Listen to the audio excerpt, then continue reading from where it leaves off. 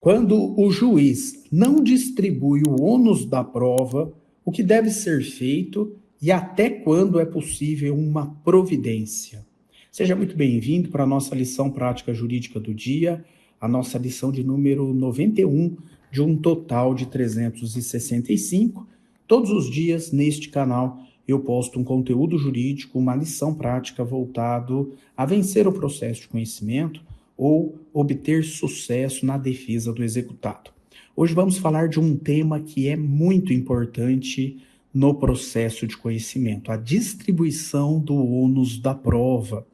Muitos afirmam, que o ônus da prova é o coração do processo, o principal ponto da questão, do direito probatório numa demanda. E é muito importante mesmo as partes dominarem, autor e réu, os advogados das partes dominarem a questão do ônus da prova.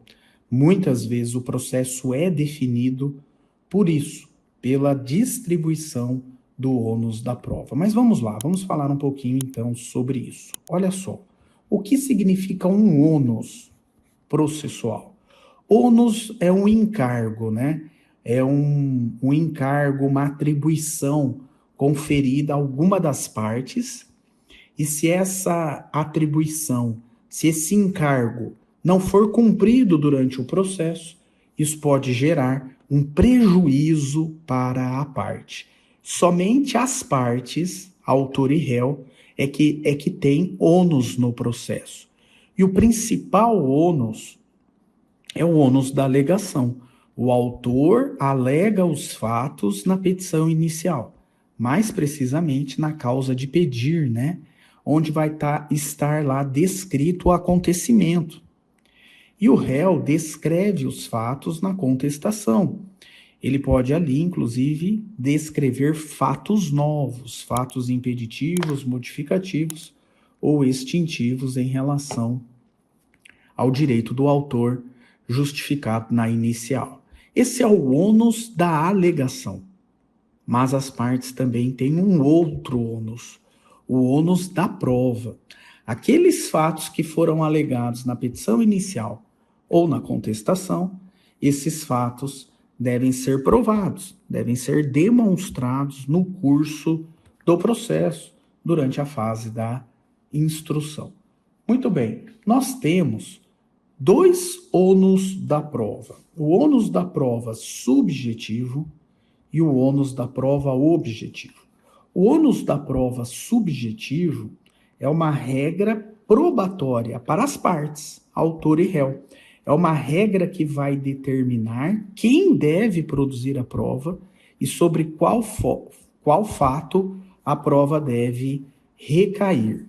O ônus da prova subjetivo é um encargo destinado ao autor e ao réu, que tem agora a incumbência de demonstrar, de provar os fatos alegados na inicial e impugnados na contestação, os fatos controversos apresentados na inicial, bem como os fatos controversos apresentados pelo réu na contestação.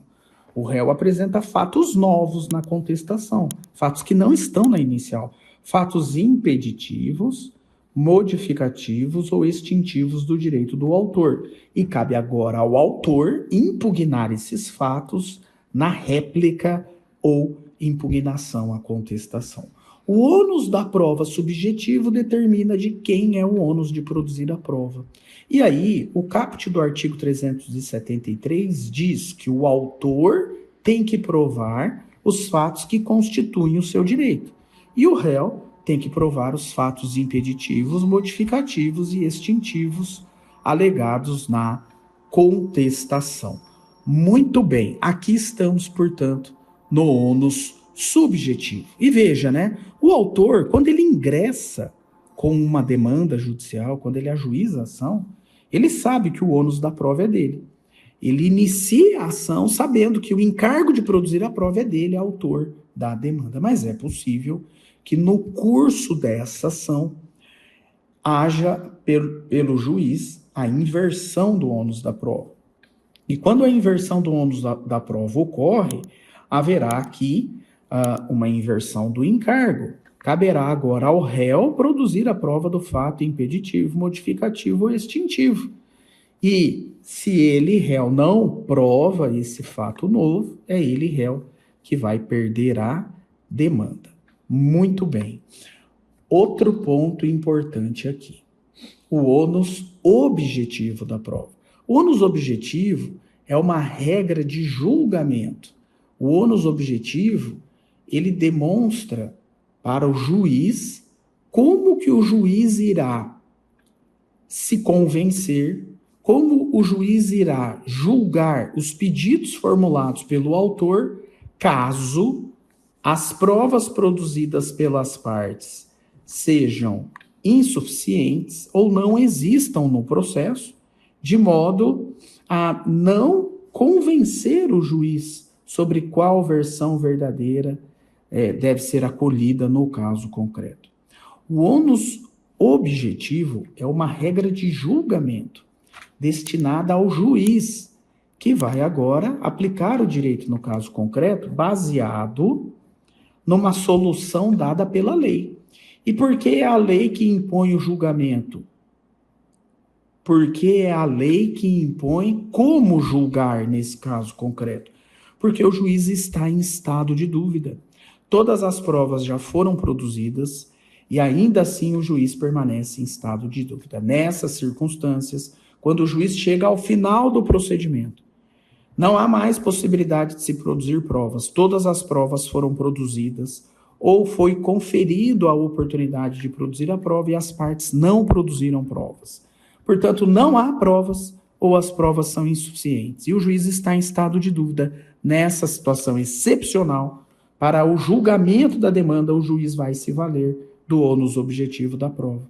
O juiz vai analisar de quem era o ônus da prova. Se era do autor, iniciado, por ele, ou se foi invertido e é do réu. Quem tinha o ônus de produzir a prova e não produziu, perde a demanda. É uma regra, portanto, de julgamento. Muito bem. É perfeitamente possível que o juiz chegue ao final de um procedimento e não se convença quanto aos fatos controvertidos, ou por inexistência da prova, ou por prova insuficiente. E permanecendo esse estado de dúvida, aí sim, excepcionalmente, ele vai aplicar a regra do ônus objetivo. Agora, se as provas produzidas já foram suficientes, ele formou seu convencimento, o juiz nem se vale do ônus objetivo da prova. O juiz vai julgar conforme o seu convencimento baseado nas provas que foram produzidas e foram suficientes para isso. Muito bem, a questão que surge aqui é, quando o juiz não distribui o ônus da prova, como que vai acontecer nesse processo? Bom, se lá na decisão de saneamento, procedimento comum, se lá na decisão de saneamento o juiz não define de quem é o ônus da prova, isso significa que o ônus da prova é do autor, porque, como eu disse, ele inicia a demanda sabendo que o ônus é dele. Muito bem. E para inverter o ônus, professor? Bom, normalmente, o juiz, para inverter o ônus da prova, deverá analisar um pedido formulado pelo autor.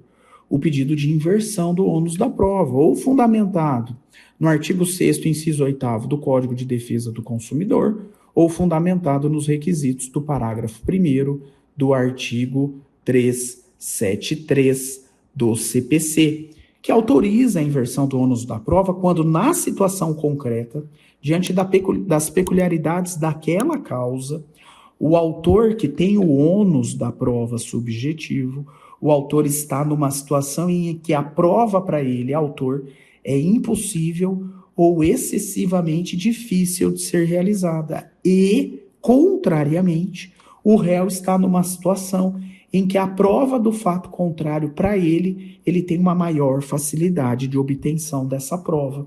Nessa situação específica, o juiz inverte o ônus da prova.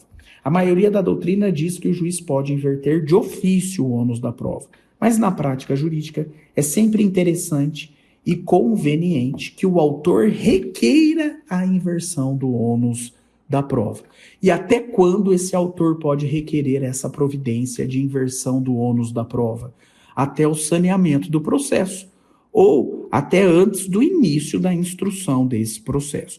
Porque depois que o processo já foi instruído, depois que as provas já foram produzidas, não é possível mais inverter o ônus da prova. Então, esse pedido do autor para a inversão do ônus da prova, ele pode ser feito, por exemplo, na réplica ou impugnação à contestação, ou pode ser feito quando o juiz intima as partes para manifestar sobre a produção da prova. Lá, o autor justifica que ele está numa situação em que a prova para ele é impossível ou muito difícil de ser realizada e, contrariamente, o réu tem uma maior facilidade da produção da prova do fato contrário e, portanto, postula ao juiz a inversão do ônus da prova. De qualquer forma, o juiz ele só pode inverter o ônus da prova antes da audiência de instrução e julgamento, antes da própria fase da produção da prova, justamente para que o réu, que agora terá o encargo de produzir a prova do fato contrário, o réu possa ter as condições e a oportunidade de produzir essa prova. O réu não pode ser surpreendido com a inversão do ônus da prova lá no momento em que for proferida a sentença. Não, de forma nenhuma. Ele tem que ter a ciência de que o ônus foi invertido, justamente para ele agora cumprir o encargo e produzir a prova desse fato contrário.